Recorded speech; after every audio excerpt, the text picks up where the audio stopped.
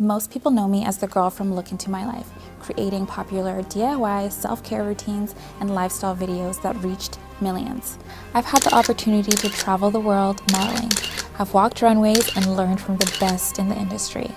And it all came back to one simple truth. The most important relationship we have is the one we have with ourselves. So here I am, sharing those little trade secrets that I've learned along the way.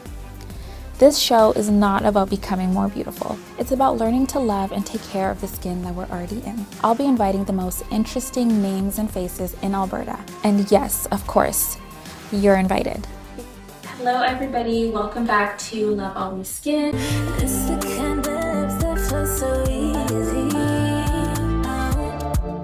At this show where we dive deep into self-care, health, and balance. Today I am joined with a very special guest, Aaron De Silva. How are you today? I'm great, Angela. Thanks. Thanks for having me. Yeah, of course. Thank you for being here.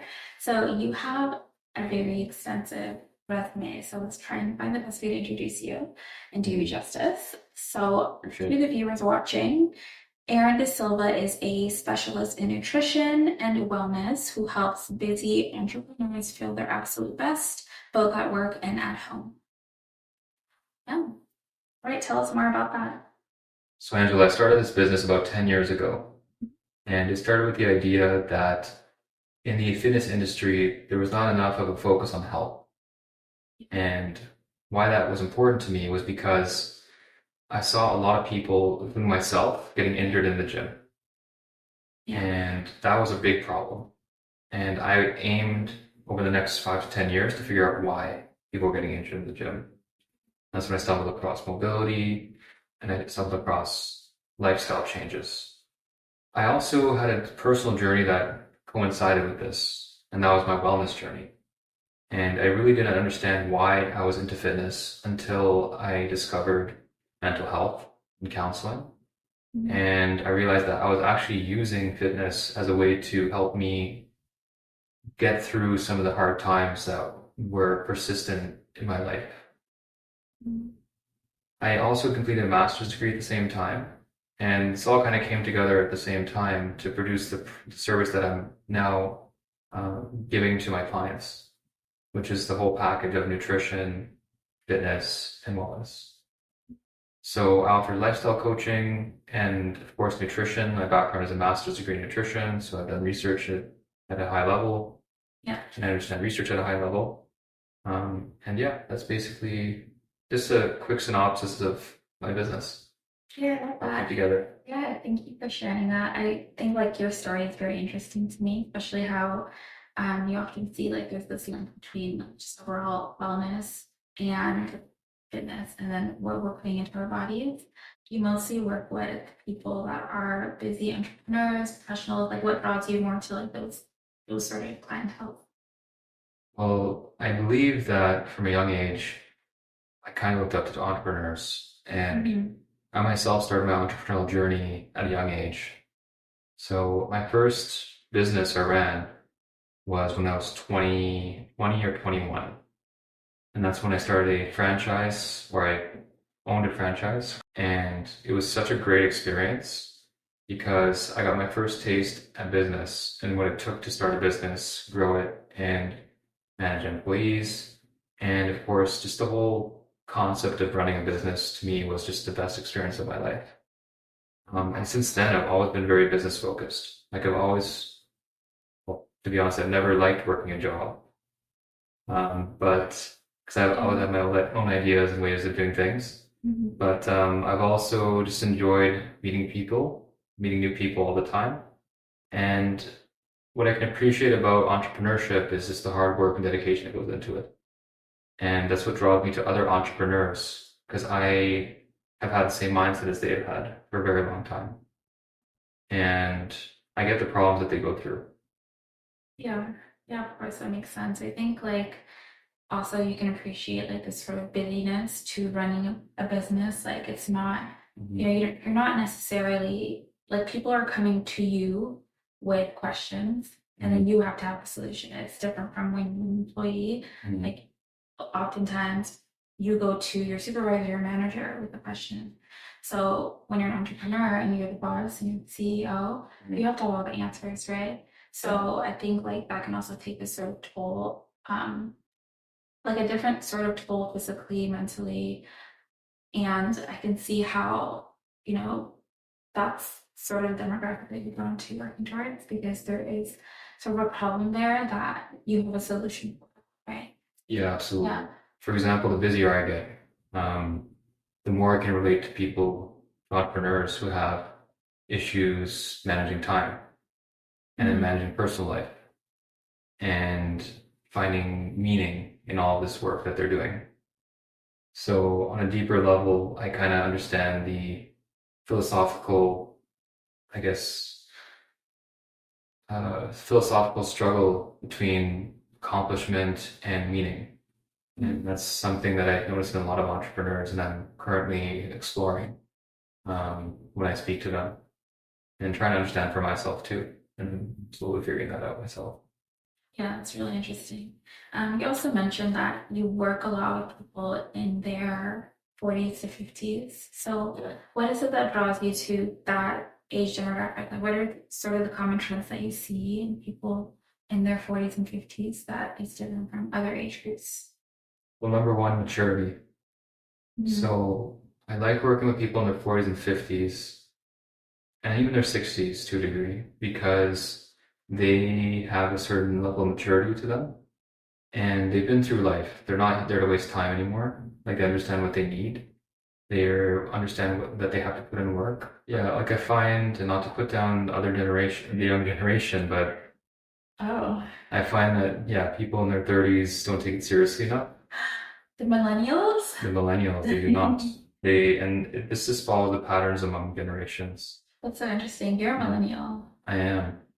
And to be honest, I'm one of the very few people, along with a few other friends, who do take their health seriously and who do value it at the level that we do. Part of the reason is because just most people don't experience the health problems that come with a poor lifestyle choice until their 40s. Yeah, and then it kind of clicks. It's like, wait a second. Yeah, it's lifestyle. Like most people will have kids in their 30s, some in their 20s. So by the time their kids are old enough to take care of themselves, the parents, having spent all their time and energy taking care of their kids and forgetting about their own health, will now turn their attention to themselves. And they'll say, okay, now it's time for me to take care of myself. And that's when a lot of people come to me. And it's also the time when they have more assets, more their peak of their careers. Like they can, you know, financially probably afford these services that maybe it wasn't a priority or couldn't necessarily afford it when you're in your 20s and your 30s, right? Okay, so I want to talk about the myths that you come across in your field because I know we've talked about this before. And you can go on and on about this, but I want you to kind of address like about fitness, about nutrition, about health and wellness that you want to discuss today. Definitely have two that come to mind right away. I've spoken about it a few times on my social media. I'll say that vegan diets are healthier. That's a myth. And yeah, thank you so much. And this is such a treat. And yeah. I much appreciate it. If you want to throw this in at the end after the vegan sequence, in case anyone's kind of. Oh, okay. We're attacking the vegans today. Not attacking them, more about informing them, but and other people. Vegan diets are healthier. It's a myth. Why is it a myth? Before we get into the other one, why is that one? It's a myth because marketers have made people believe that vegan diets are healthier than regular, like I wouldn't say regular diets, but like I guess compared to any other type of diet, basically. Like they're saying that eating anything that contains meat, like that kind of diet is unhealthy. Yeah. Right? Which is not true. Meat is healthy. However, it does benefit certain people, certain industries, certain companies to have that myth perpetuate itself because then it serves them better. I would say this, that there is a benefit to eating a vegan diet compared to eating the regular diet that people consume on a daily basis, because it's absolutely garbage, right? It's mostly Yeah. processed foods, takeout. Yeah. Takeout, fast foods. Yeah. Yeah. So when people go vegan, that's a healthier diet than what people typically consume. So in a sense, yeah, sure, it is better than a typical diet. But when comparing it to a whole food diet, which is like a healthy diet, comprised of foods that you should be eating, it would include I'd rather you include meat in that than just have a pure vegan diet. It's actually far more beneficial to have meat in your diet. Yeah, especially when you think of like certain nutrients and vitamin deficiency, especially like B12, like iron. Yeah. And a lot of that we're getting from like meat, right? Yeah. So I'm by no means like a nutrition expert. I'm just like totally guessing, but that's also linked to sort of mental health issues, right? When you have low iron levels and your low B12 levels. So yeah, that's very interesting that you brought that up. Yeah. Okay, so let's move to the second myth. That cholesterol causes heart disease. Okay, I've never heard you say this one. It's more for the doctors, because I know a lot of doctors still believe that cholesterol does cause heart disease. A lot of people try and cut down on cholesterol in the hopes that it will reverse heart disease or prevent it. And then, yeah, like doctors, so basically doctors, whenever they see that, okay, you have, I don't know, say you have like a history of heart disease, or you have high cholesterol, what they might prescribe is like a statin, which just in layman's terms, it's a medication that makes your liver stop producing cholesterol. Now, this is a problem because high cholesterol isn't necessarily caused by dietary cholesterol, right? It's more of a combination of factors, and mostly what I've seen is that when people just fix their diet in general and they start eating whole foods again, it doesn't matter whether there's high cholesterol in their diet or not, as long as it's a healthy diet, their actual cholesterol levels will decrease. They will go down. Like eating high cholesterol diet doesn't necessarily cause heart disease per se.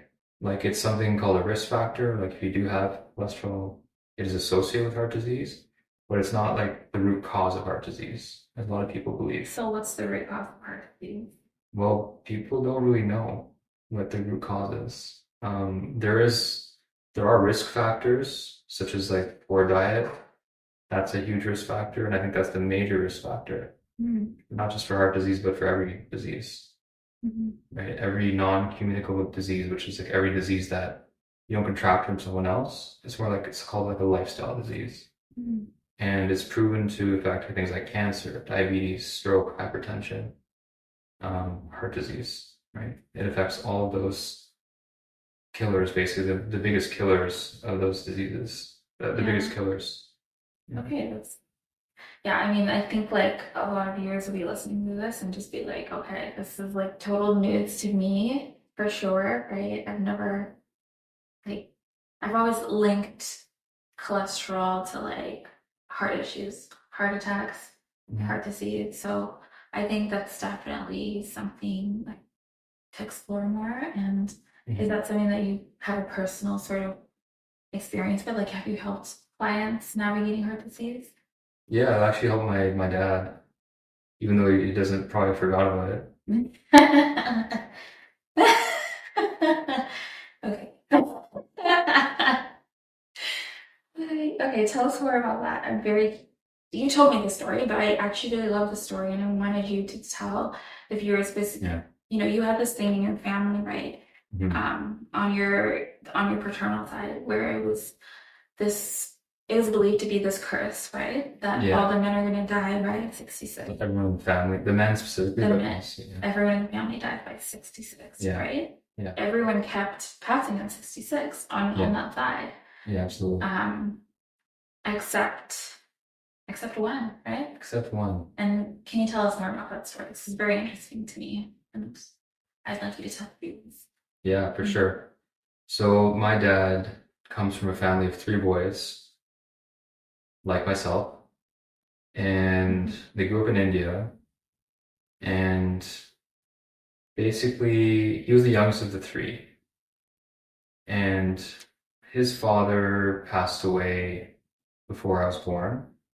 And he died at the age of 66 of a heart disease. I think it was a heart attack or something like that. And then his mom passed away, also of heart disease. And then I think she passed away at 66 or maybe even younger. And then his two brothers also had heart disease. One of them had a congenital heart defect. However, he also had heart disease. And then one after the other, they all passed away specifically or exactly at the age of 66. Wow. Like exactly, all three of them, father and two sons. And then once his second brother passed away, my dad was freaking out. He was like, oh my God, I'm next. Because at that point, he started developing heart disease. He had cholesterol, but it was controlled, right? Again, it wasn't the cause. However, he had a very stressful lifestyle. And he basically had to put a few stents in at some point, right? Because he had some blockages. So it wasn't going down the right path. This kind of coincided with around the time I finished my nutrition degree. So I started eating healthy, I started bodybuilding, taking my nutrition seriously. Yeah. And then I think they started changing their diet, started eating less processed foods. They started eating more whole foods, eating less sugar, going out less, eating more protein. And then, so my dad, he eventually had a couple stents put in, but he lived to 66 and he was freaking out. And then he passed 66 and he's like, okay. Got to 67, 68. He's like, okay. Okay. Yeah. Better. He's now, I think, 70, 71. And he had a quadruple bypass, I think, 2 years ago. However, he still survived like 4 or 5 years past the age that his brothers did. And purely related to diet, as well as, he was more active. He started working out and stuff like that too. So lifestyle change does play a role based on experience and also just research. What the research shows is that, yeah, it does impact the survivability of disease, prevention, and of course, even putting things into remission. So, That's very interesting. yeah. I really love that story. And I think like the main, the crazy part is you just finished your degree, right? So you kind of came in with these fresh ideas. Was it like a meal plan that you created for him? Was it like what was sort of the process? It was more, I don't know, it was more of exposure to like different ideas, right? Like, I'm from a South Asian background and, we're eating no concept of nutrition, basically. And then I'm the only person who does a nutrition degree. So I come in and I start eating different foods that have like more micronutrients in them, more vitamins, more conscious about what I'm eating, not eating out as much, processed foods, higher protein, high quality protein, working out at the gym, like stuff like that. So when you get exposed to these things and when you're so set on them that you don't let anyone like else tell you what to do, kind of thing with your diet, then that's when, suddenly people start adopting your ideas. Yeah, it's almost it's like contagious, right? For sure, yeah. Yeah. Yeah, I talked about this. I had a guest just in the last episode actually talked about this in terms of like, when you're taking care of yourself, it's contagious to other people around you. And there's this theory, it's called emotional contagion in psychology, where it's like basically whatever you're kind of feeling, going through whatever energy you're in, it's contagious to other people. Nobody knows why, but it's just what it is, right? So yeah, that's really interesting, and I love that story. So thank you for sharing that. Yeah, let's jump into you, right? Because you spend a lot of your life and your career like taking care of other people. So I'm curious, like, how do you pour into you? What does your self-care routine look like? I think especially for people who work in public service, like in terms of like doctors, nurses, therapists, nutritionists, trainers, like they go through compassion fatigue because they're so busy caring about other people all day, pouring into other people, and then kind of left exhausted at the end of the day. So how do you combat that? Like, how do you take care of you? Yeah, that's a great question. So I've always been into fitness, and how I decompress and how I spend time with myself would be working out. That's probably one of the main things I do. And that helps me to kind of get centered, get grounded, give you some goals to seek out on my own. It makes me feel good, Yeah. right? So that's my go-to. And, I used to have more time to work out. Now I don't. So I have to find other routines that keep me stress-free or lower stress, and also feeling, I guess, more emotionally grounded. And it's a work in progress. The busier I get, the more routines and better structure I have to have. So, for example, I have a girlfriend now who I have to talk to sometimes, and then she relieves some stress for sure. Gives me some emotional balance, right? Yeah. Like I wouldn't have been able to accomplish as much shit without her, for sure. Yeah, who's his girlfriend? She's somewhere close by.